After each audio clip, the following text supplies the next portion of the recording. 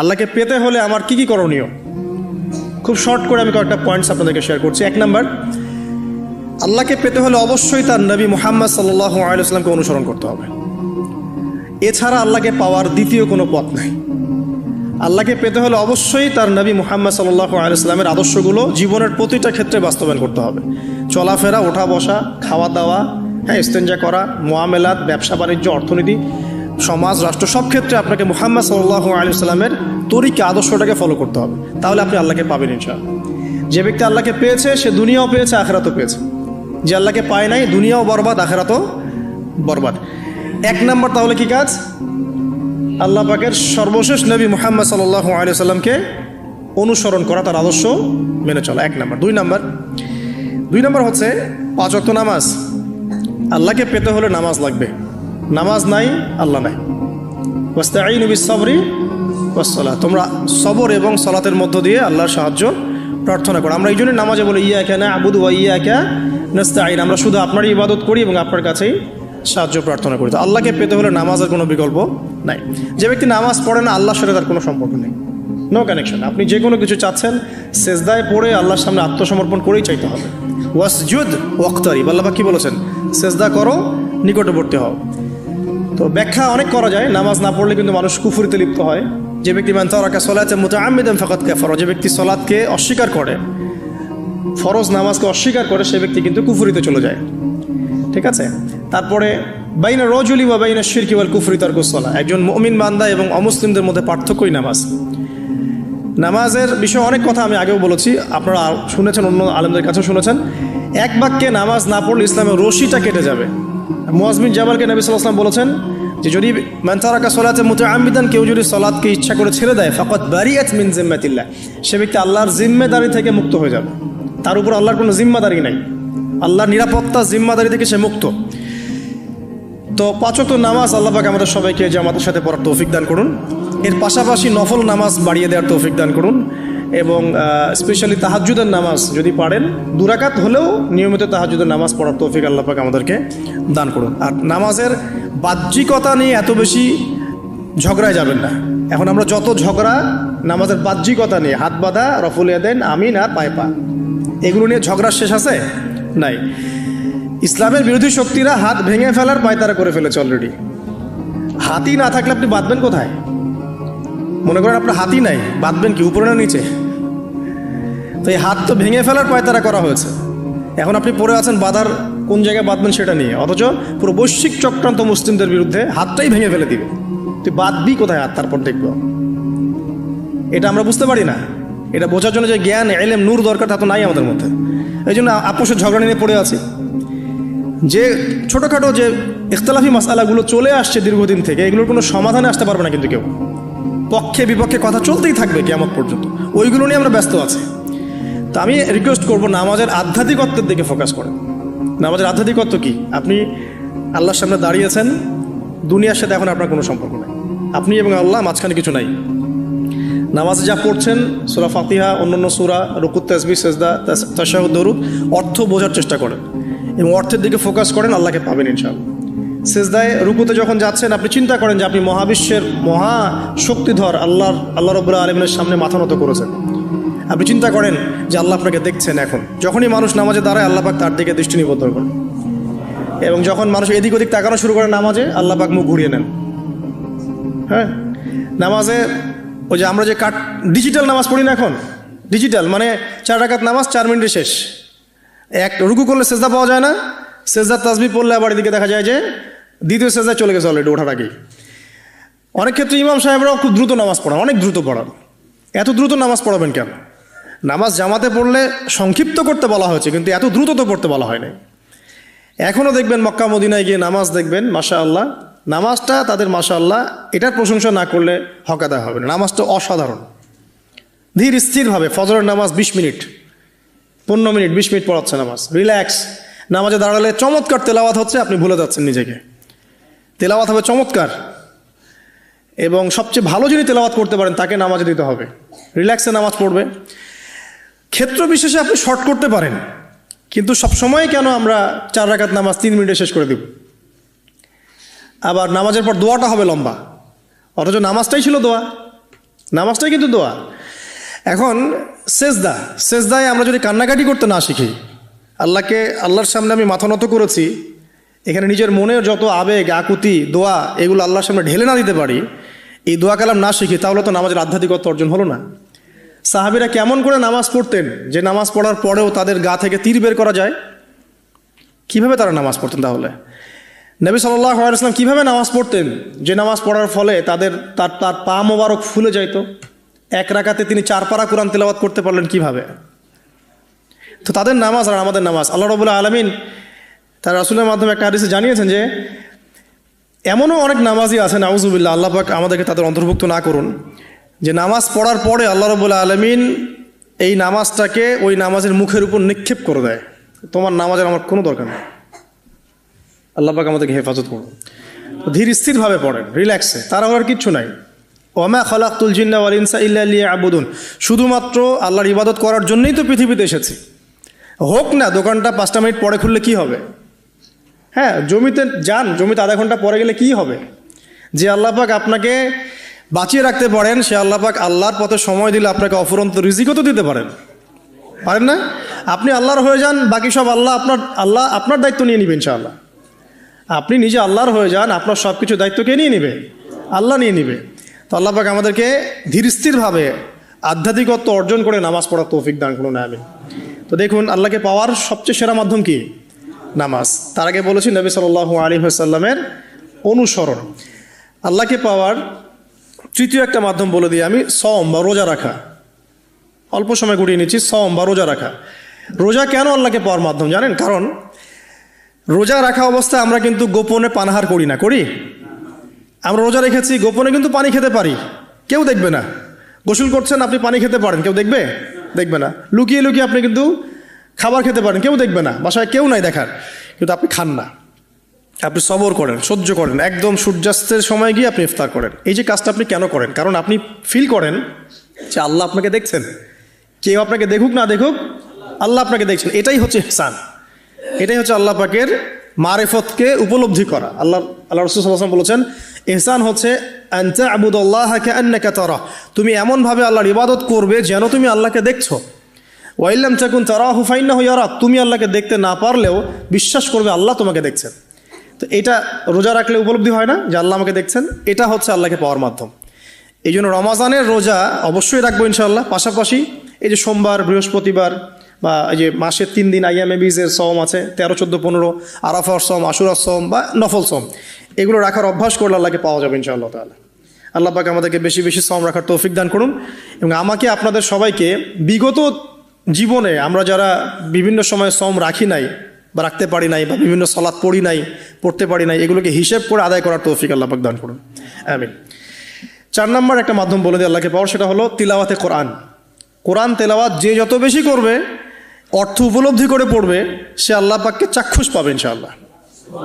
মানে আল্লাহ রাব্বুল আলামিন একটা চিঠি দিয়েছেন, মনে করেন আপনাকে, আপনার একজন কথার কথা এক্সাম্পল দিচ্ছি, যে আপনার কোনো একজন বন্ধু আছে অনেক দূরের কোনো দেশে, তা আপনি তাকে দেখেনও নাই, আপনি তাকে চিনেনও, মানে আপনি তার চেহারা দেখেন নাই, তাকে চিনেন না, তার সাথে যোগাযোগের মাধ্যম হচ্ছে আপনার চিঠি বা মেসেজ, ঠিক আছে?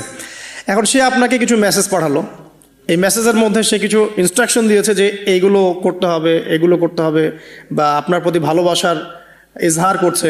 এখন এই মেসেজটা যদি আপনি পড়তে পারেন, তাহলে আপনি আপনার বন্ধুর সাথে একটা কানেকশন তৈরি করলেন না? বুঝতে পারছি না? আচ্ছা, এখন সমস্যা হচ্ছে কি, আমরা ওই মেসেজটা পড়তেই পারি না। আমরা তো কোরআনটা পড়তেই জানি না, তাহলে মেসেজটা পাবো কীভাবে? আর যারা পড়তে জানি সেই ভাষাটা বুঝি না। এখন ওই বন্ধু মনে করেন চিঠি লিখেছে বাংলা ভাষায়, আর আপনি বাংলা পড়তে জানেন না, তাহলে কি পারবেন উপলব্ধি করতে তার মনের ভাব, সেই বন্ধুর আবেগ, ভালোবাসা, প্রেম আপনি কি উপলব্ধি করতে পারবেন? লিখেছে সে উর্দু দিয়ে বা ইংরেজিতে, আপনি ইংরেজি বোঝেন না, ইংরেজি লিখতে পারেন না, তাহলে কি আপনি তার চিঠি বুঝতে পারবেন?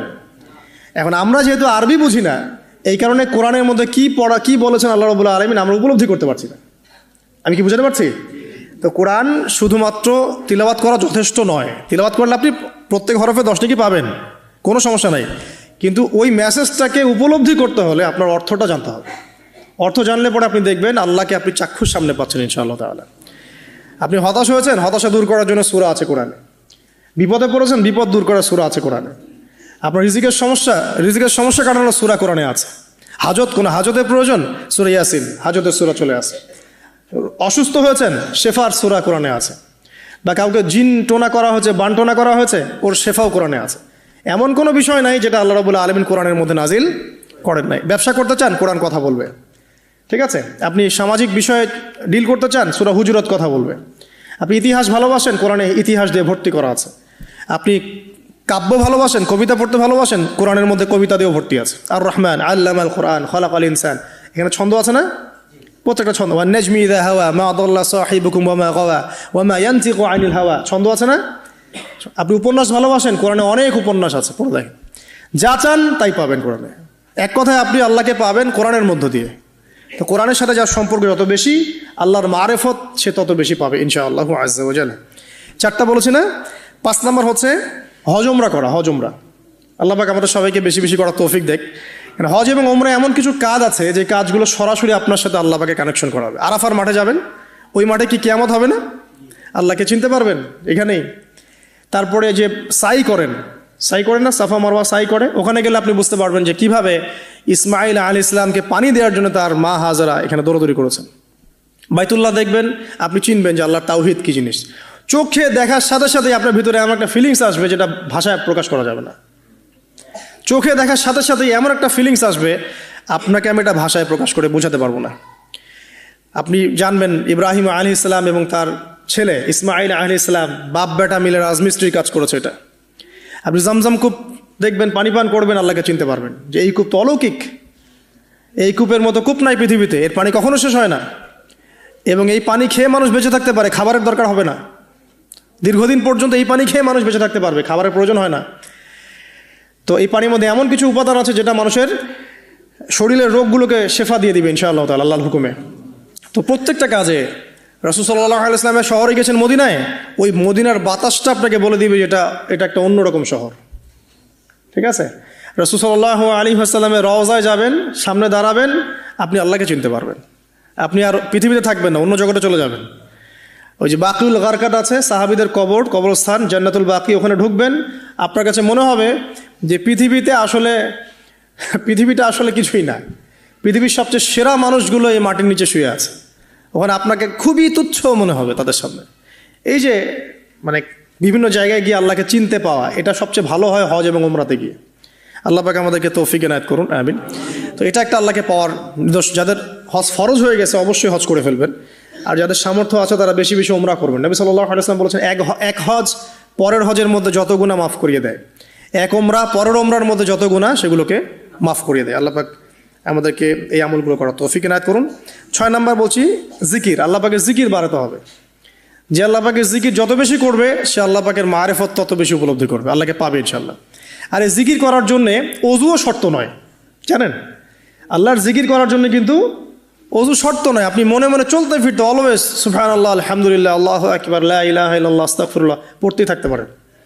কষ্টের কিছু আছে? খালি জবান চলবে। মাঠে কাজ করছেন, ওই যে লাঙল দিয়ে কাজ করছেন, সেচ দিচ্ছেন, আপনি পড়তে থাকবেন আস্তাগফিরুল্লাহ ওয়া আতুবু ইলাইহি, লা হাওলা ওয়ালা কুওয়াতা ইল্লা বিল্লাহ, সুবহানাল্লাহ, আলহামদুলিল্লাহ, লা ইলাহা ইল্লাল্লাহ, আল্লাহু আকবার। কোনো সমস্যা নেই। রান্না বান্না করছে মেয়েরা, এটা করতে করতে পড়তে পারবে না? গাড়ি ড্রাইভ করতে করতে আপনি পড়তে পারবেন লা ইলাহা ইল্লাল্লাহ ওয়াহদাহু লা শারীকা লাহু, লাহুল মুলক ওয়া লাহুল হামদ ওয়া হুয়া আলা কুল্লি শাইইন কাদির। যে কোনো কাজ করতে করতেই ইল্লাল ইস্তেনজা বাদ দিয়ে। ইস্তেনজা কি জিনিস? প্রসাব পায়খানা। এই সময় এগুলো মুখ দিয়ে বলবেন না, দরকার নাই। আপনি এরপরে যে সময়গুলো আছে এগুলোতে আপনি জিকির বাড়াবেন। যে যত বেশি জিকির করবে তার কলব তত বেশি পরিচ্ছন্ন হবে। যার কলব যত পরিচ্ছন্ন, আল্লাহর নূর তার কলবে তত বেশি আসবে, সে আল্লাহ পাকে তত কাছে পাবে ইনশাআল্লাহু আজ্জা ওয়া জাল। 7 নাম্বার দোয়া ইস্তেগফার বাড়িয়ে দেয়া। আল্লাহর কাছে বেশি বেশি দোয়া করতে হবে। দোয়া বাড়িয়ে দেন। দোয়ার জন্য হুজুর ডাকতে হবে না। দোয়ার জন্য আমাকে ডেকে বাসায় খাওয়ানোরও দরকার নেই আপনার। দোয়ার জন্য আপনি যথেষ্ট। নামাজে দাঁড়ান, নামাজের সেজদায় দোয়া করেন। নফল নামাজ পড়েন, নফল নামাজের সেজদায় দোয়া করেন। নামাজের পরে হাত তুলে দোয়া করেন প্রয়োজনে। নামাজে সালাম ফেরানোর আগে দোয়া করেন। যে কোনো ভালো কাজ করেছেন তারপর দোয়া করেন। ঠিক আছে, কোরআন তেলাওয়াত করলেন, দোয়া করেন। তাহাজ্জুদের ওয়াক্তে দোয়া করেন। বৃষ্টি পড়ছে তখন দোয়া করেন। ঠিক আছে, মানে দোয়া কবুলের মোমেন্ট, সময়গুলো, আজান হয়েছে, আজান ইকামতের মাঝখানে দোয়া করেন। এই যে এখন খুতবা হচ্ছে, এই সময় দোয়া করেন, দোয়া কবুল হবে। দিনী মজলিসে বসেছেন, দোয়া করেন, দোয়া করতে থাকেন মনে মনে। যত বেশি আপনি দোয়া করতে পারবেন আল্লাহর কাছে, ইনশাআল্লাহ আল্লাহকে আপনি তত কাছে পাবেন ইনশাআল্লাহ। এটা আল্লাহকে পাওয়ার অন্যতম মাধ্যম। এবং ইস্তেগফার, ইস্তেগফার মানে কি? তওবা করা। আস্তাগফিরুল্লাহাল্লাযী লা ইলাহা ইল্লা হুয়াল হাইয়ুল কাইয়ুম ওয়া আতুবু ইলাইহি। এটা বেশি বেশি পড়বেন, দিনে কমপক্ষে 70 বার বা 100 বার পড়ার চেষ্টা করবেন। আল্লাহ পাক তৌফিক দান করুন। কয়টা বলেছি ভাই? 7টা। আচ্ছা, 8 নাম্বার হচ্ছে সদকা করা। সদকা, দান সদাকা আল্লাহর কাছে খুব বেশি পছন্দের। দান সদকা করার জন্য সম্পদ লাগে না, আমার কথা শোনেন। দান সদকা করার জন্য সম্পদ লাগে না, কলিজা লাগে, মন লাগে। বহু বড় বড় মানুষ আছে দান সদকা করতে পারে না, কোটিপতি, জাকাত দেয় না, আছে না? আর বহু গরিব মানুষ ভ্যান চালায়, কৃষিকাজ করে, দেখবেন 100 টাকা দান করে দিল। মন থাকতে হয়, মন, কলিজা বড় থাকতে হয়। তো যাদের কলিজা বড়, মন বড়, তারা দান সদকা করতে পারবে ইনশাআল্লাহ। আর যার মন বড়, সেখানেই তো আল্লাহ নূর আসবে। সংক্ষিপ্ত মনে কি, সংকীর্ণ মন আল্লাহ নূর কোত্থেকে আসবে? কথা বুঝতে পারে নাই? তো দান সদকা বাড়ান। আপনি 1 টাকা দান করেন, 5 টাকা দান করেন, হালাল রিজিক থেকে 1 টাকা দান করেন, সেটা আল্লাহর কাছে অনেক বেশি পছন্দের। একটা হাদিসে নবী সাল্লাল্লাহু আলাইহি ওয়াসাল্লাম বলেছেন, হালাল উপার্জন থেকে আল্লাহর বান্দারা যখন একটা খেজুরও দান করে, আল্লাহ পাক সেই একটা খেজুরকে আস্তে আস্তে বড় করতে থাকেন, বড় করতে থাকেন, বড় করতে থাকেন। এটা এক পর্যায়ে পাহাড়ের সমান হয়ে যায়। এবং কিয়ামতের মাঠে মানুষ তার দান এবং সাদাকার যে ছায়া, এই ছায়ার নিচে অবস্থান করবে। আপনার বিপদ হয়েছে, দান সদকা করেন, বিপদ দূর হয়ে যাবে ইনশাআল্লাহ। জটিল কোনো রোগ হয়েছে, কোনো ডাক্তার ট্রিটমেন্ট করতে পারছে না, সদকা করেন, রোগ ভালো হয়ে যেতে পারে ইনশাআল্লাহ। সদকার ব্যাপক ফজিলত আছে। সদাকা, দান সদাকা, দোয়া, এগুলো তাকদিরের যে বিপদ আপদগুলো আছে না, ঝুলে আছে, আমাদের তাকদিরে বিপদ আছে না অনেক, এগুলোকেও সরিয়ে দিতে পারে আলহামদুলিল্লাহ। এই শক্তি আছে দোয়া এবং দান সদকার মধ্যে। আল্লাহ পাক আমাদেরকে বেশি বেশি সদাকা করার তৌফিক দান করুন, আমিন। আর সদাকা নফল না করতে পারলেও কমপক্ষে ফরজ জাকাতটুকু দিবেন, ফরজ জাকাতটুকু দিবেন। কারণ জাকাত, সদকা এবং ব্যবসা, এগুলো হচ্ছে ইসলামিক অর্থনীতির মূল ভিত্তি, এর সাথে কৃষিকাজ। আর 2টা বলে শেষ করে দেই। 9 নম্বর হচ্ছে আমর বিল মারুফ এবং নাহি আনিল মুনকারের কাজ করা, মানে সৎ কাজের আদেশ করা, মানুষকে অসৎ কাজে নিষেধ করা। এই কাজটা যে যত বেশি করবে, সে তত বড় ব্যবসায়ী। কারণ কি, আপনার দাওয়াতে, আপনার লেকচার শুনে, আপনার বই পড়ে, আপনার নসিহত শুনে যদি একটা মানুষও দিনের পথে ফিরে আসে, ওই একটা মানুষের সারা জীবনের যে নেক কাজ, এই সমস্ত নেক কাজের একটা অংশ আপনি পাবেন ইনশাআল্লাহ। আবার আপনি কাউকে অন্যায় থেকে বারণ করেছেন, আপনার দাওয়াত শুনে কেউ সিগারেট ছেড়ে দিয়েছে, মাদক ছেড়ে দিয়েছে, জেনা ছেড়ে দিয়েছে, পর্ন ছেড়ে দিয়েছে, বা হারাম সুদ ছেড়ে দিয়েছে, ওই মানুষটা এখন সারা জীবন যত ভালো কাজ করবে, এই পুরো ভালো কাজের একটা অংশ আপনি পাবেন ইনশাআল্লাহ। এর চেয়ে বড় কিন্তু কোনো ব্যবসা নাই। এই কাজটা করলে আল্লাহ পাকের রহমত নেমে আসে, আর এই কাজটা ছেড়ে দিলে আল্লাহ পাকের গজব নেমে আসবে। যখন মানুষ ন্যায়ের আদেশ এবং অন্যায় নিষেধ ছেড়ে দিবে, আল্লাহর গজব নেমে আসবে। আর মানুষ যত বেশি সৎ কাজে আদেশ করবে, অসৎ কাজে নিষেধ করবে, আল্লাহর রহমত তত কাছে আসবে ইনশাআল্লাহ। আল্লাহকে পাওয়া যাবে ইনশাআল্লাহ তাআলা। আল্লাহ পাক আমাদেরকে তৌফিক এনায়েত করুন। আর সর্বশেষ একটা বলে শেষ করে দেই, সেটা হলো যে আল্লাহর দিনকে, আল্লাহর দিনের খেদমত করা বা দিনের কল্যাণে নিজেকে নিয়োজিত রাখা। আল্লাহর দিনের খেদমত করা বা দিনের কল্যাণে নিজেকে নিয়োজিত করলে আল্লাহ পাককে পাওয়া যাবে ইনশাআল্লাহ। এই পৃথিবীতে আল্লাহ পাকের সবচেয়ে গুরুত্বপূর্ণ জিনিসটা কি? নিয়ামতটা কি? আল্লাহর দিন না? এই দিন ছাড়া কি পৃথিবীতে আর কিছু আছে? একটা হাদিসে আসছে যে পুরো পৃথিবীটাই তো অভিশপ্ত। পুরো পৃথিবীটা কি? অভিশপ্ত। শুধুমাত্র দিনের এলেম অর্জনের জায়গা ছাড়া, তালেবে এলেমদের জায়গা ছাড়া, দিনী মাহফিলগুলো ছাড়া, যেখানে নামাজ হয়, এই জায়গাগুলো ছাড়া বাকি সব অভিশপ্ত জায়গা। তো এখানে পৃথিবীতে সবচেয়ে গুরুত্বপূর্ণ এবং ইম্পর্টেন্ট, আল্লাহর কাছে প্রিয় জিনিসটা কি? আল্লাহর দিন। তো আল্লাহর সেই প্রিয় জিনিসটাকে যারা এগিয়ে নেওয়ার চেষ্টা করবে, সেই দিনের খেদমত করার চেষ্টা করবে, দিনের জন্য একটা মসজিদ করা, একটা মাদ্রাসা করা, হ্যাঁ, একটা কোনো ভালো কোনো প্রকল্প করার চেষ্টা করবে, আল্লাহ পাক কি তাদেরকে রক্ষণাবেক্ষণ করবেন না? আল্লাহ পাক তাদের অভিভাবক হবেন না? নিঃসন্দেহে হবেন ইনশাআল্লাহ। এবং ইনশাআল্লাহ তাআলা তারা পৃথিবীতেও সফল হবে, পরকালেও ইনশাআল্লাহ তাআলা সাফল্যের চাদর তাদেরকে আঁকড়ে ধরবে ইনশাআল্লাহ তাআলা। আল্লাহ রাব্বুল আলামিন আমরা সবাইকে এই দুনিয়াতে আল্লাহকে পাওয়ার তৌফিক দান করুন।